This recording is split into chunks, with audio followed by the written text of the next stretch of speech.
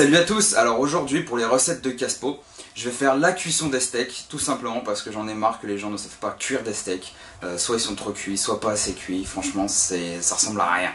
Alors on va attaquer tout de suite. On va prendre une poêle, de l'huile, parce que moi je fais tout cuire à l'huile. On en verse une bonne quantité, mais pas trop. On fait préchauffer. Hop. Parce que sinon, ça va pas cuire correctement. En étalant bien sûr l'huile. On va prendre les steaks qui sont au frigo. Oui. Est-ce que je peux dire un petit mot? Ouais.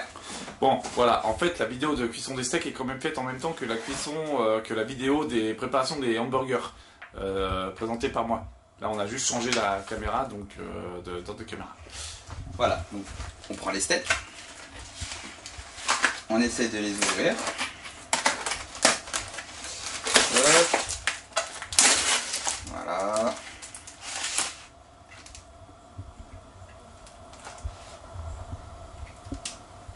C'est pas assez chaud. C'est pas grave. Voyons, on est... Tac tac tac. 6. Puis ils ont déjà 2 pour l'instant. Ouais. Le reste on cuira plus tard. Non, plus tard. On va poser ça à côté. On prend une spatule pour les retourner. Et maintenant, on attend que ça chauffe. À ce moment-là, je vous propose un interlude musical. Et Kevin, alias Caspo, va vous danser la guigne. On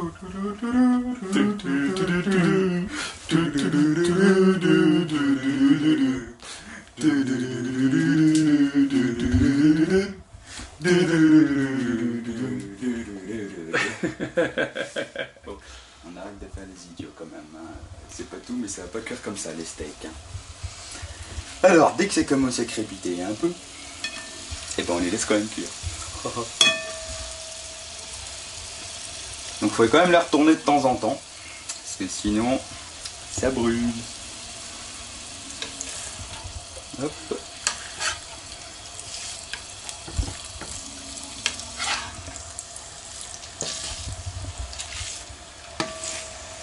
Allez, chauffe petit poêle, chauffe.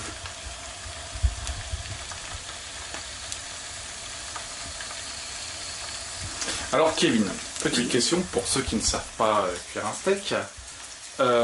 Combien de temps en moyenne tu fais pour faire un steak saignant?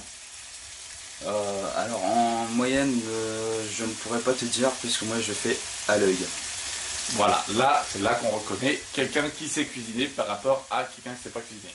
Honnêtement, je vais pas mentir, hein, je ne calcule pas, j'ai pas de minuteur, c'est à l'œil, c'est comme moi j'ai envie. Alors est-ce que tu fais comme moi, tu utilises la technique du presse-spatule? Ça À m'arrive. la fin de cuisson, vers la fin de cuisson pour vérifier la cuisson, pour voir si le sang ressort un peu.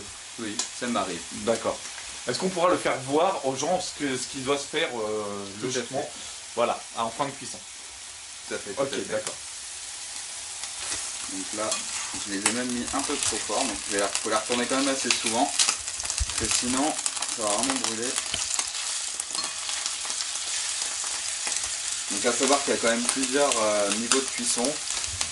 Il y a bleu, c'est-à-dire un aller-retour rapide, quelques secondes, ça C'est colle en limite plus. tartare chaud. En fait. C'est voilà, c'est du tartare chaud.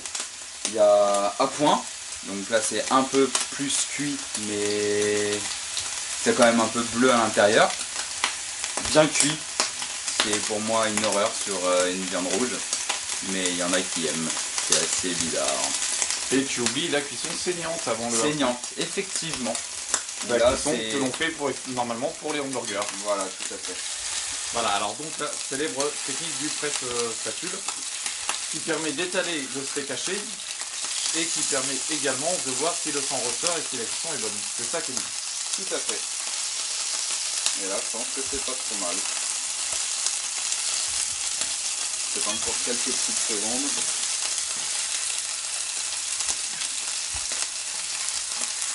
Donc là, c'est vrai que j'ai lancé un peu fort ma poêle, mais Ils ont l'air bien. ils ont l'air pas mal. Donc, la cuisson d'un steak haché, c'est pas compliqué. Ouais, ils sont nickel. Mets-le dans la poêle. Donc c'est pas compliqué, la cuisson d'un steak haché, c'est de l'huile. De Et l'huile, puis juste des steaks. retourner de temps en temps, puis vérifier la cuisson. Et une poêle. Et une poêle. C'est important.